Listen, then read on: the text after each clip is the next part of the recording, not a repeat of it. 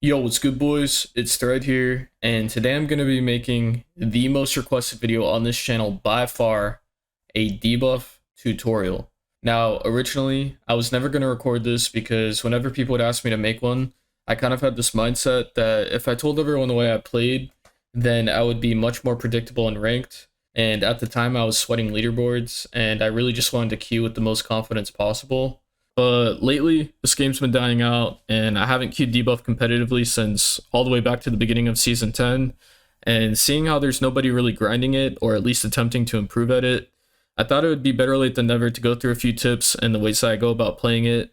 I think that one day there will be people playing this kit competitively again, and I'd also like to think that if Debuff had never died out, that these tips would all be beginner level because of how insane people would have gotten at it.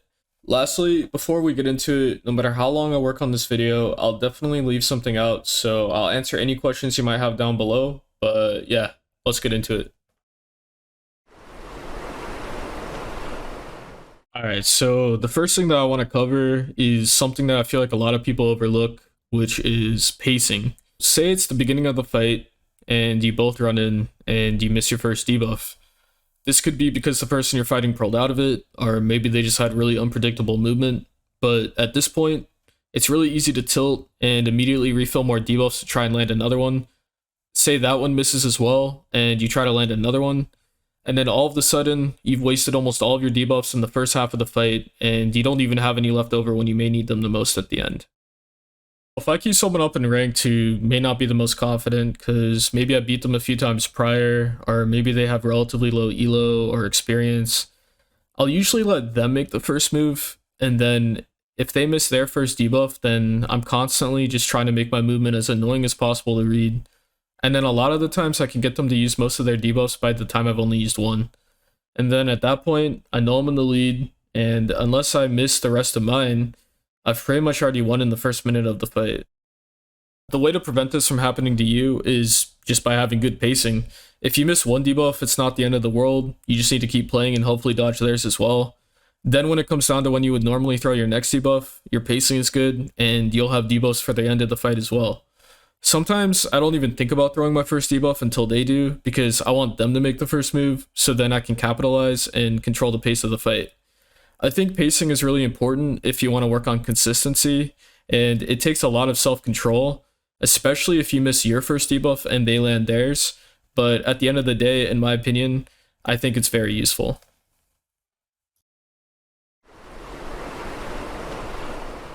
The second thing that I want to cover is technique. The two things that I get asked the most when I'm playing debuff on stream are, why do you only throw one debuff at a time instead of both? And why do you throw your poison first instead of your slowness? So when I started playing debuff in 2014, pretty much everyone is throwing both of their debuffs at the same time. But as people got better movement and faster playstyles over the years, most people just started throwing one at a time. And in my opinion, I think that it's definitely less risky to throw one at a time, because missing one instead of two if the other person dodges it is way less game changing. But if you can actually land both debuffs at once on a high elo player, then I think it's very effective. Personally though, for me, I don't think I'm consistent or good enough to be able to do that, and I feel much safer just throwing one at a time. So the question about why I normally throw my poison first really just comes down to my playstyle. I think it's complete preference, and I get why people throw their slownesses first because they think it's easier to land their poison with that. But honestly, I think poison is much more effective because it's easier to win trades because the person you're fighting is constantly losing health. But I also bring a slowness. I usually start out with a poison, then a slowness, and then I have two more poison to work with. But yeah, it's just preference and playstyle. Like, I've fought people in ranked who bring multiple slownesses, and I think they're really good. So it's just whatever you prefer. The next thing that I want to cover may be the most important portion of this whole video, and that is unpredictability. How to be less predictable when playing. This isn't just a skill in debuff. I think it's important in all games. It comes down to strategy, confidence, mind games, and experience. It's pretty self-explanatory. If you're able to be as unpredictable as possible in whatever playstyle you develop, then no one will ever be able to truly read you. The fight will always be winnable, and the person you're fighting will never truly know what to expect. Being unpredictable is way easier said than done, but people do it in all different kinds of ways, and the cool thing about this game mode is that all of the top players usually have their own playstyles. Personally, I try to mix it up all the time. Sometimes I go into the fight playing passively like I mentioned earlier, letting them make the first move, and then randomly I'll just play much more aggressive and try to throw them off. Debuff is very momentum based, so at the end of the day, no matter when you pearl or throw your debuffs, as long as you're outplaying the other person, the pacing and the technique may differ depending on the fight. Say the other person throws a double off the start and I land a single. In my mind, I'm up a debuff, so my pacing might change a little bit because I have more freedom to throw my second debuff sooner than I usually would. Little details like being ready for a debuff after they stand still because they may have refilled one, or pearling as you run at them while they're eating because they may randomly throw one because they think you won't expect it. I've noticed that a lot of people will throw their debuffs at the end of trades, or they'll pearl and then throw one, so a lot of the times I'll pearl after they do. I know some people even go as far to count pots and debuffs mid-fight, and nowadays I know for a fact that everyone keeps pearl cooldown in mind. I know leaderboard players will not only conserve their pearls so that they can always have the opportunity to pearl out of your debuffs, but they'll also keep your pearl cooldown in mind so that they can time their debuffs when you're on cooldown. Basically, what I'm trying to get at is that two leaderboard players may be completely out of debuffs in the first minute, or they may both save them until the very end. It's completely up to you to create your own playstyle, and playing the same way every time will only make you predictable. That's why I want to make the fact that there's no right or wrong way of playing this game mode clear in this video, and why I'm mainly just explaining a few tips to keep from making any common mistakes that I see people do. One more thing I want to add about this though is the more debuff that you play in one session, the more, at least for me, the brain will kind of start to autopilot, and whether you're dueling someone or climbing in ranked, you can unknowingly become more predictable as you play for a longer amount of time.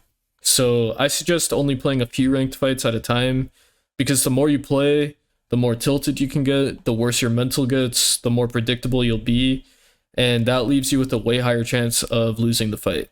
If you fight someone a lot, especially in one sitting, they will probably be able to counter you a lot more than you may think, because they can kind of get a feel for how your brain works in the kit.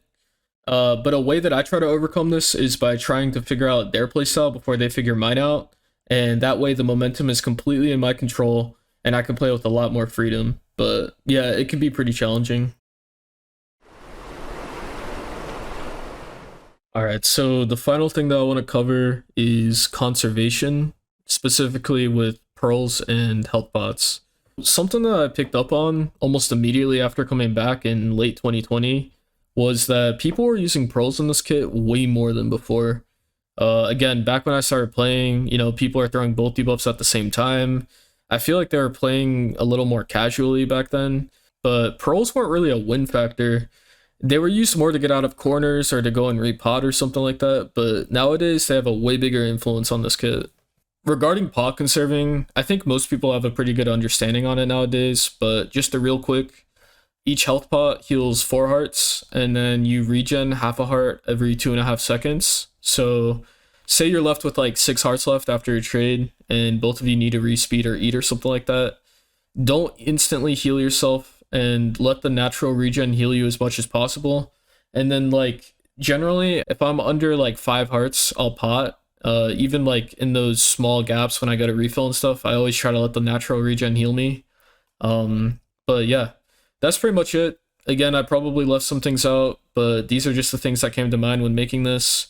As always, feel free to leave any comments if you have any questions down below. And yeah, peace.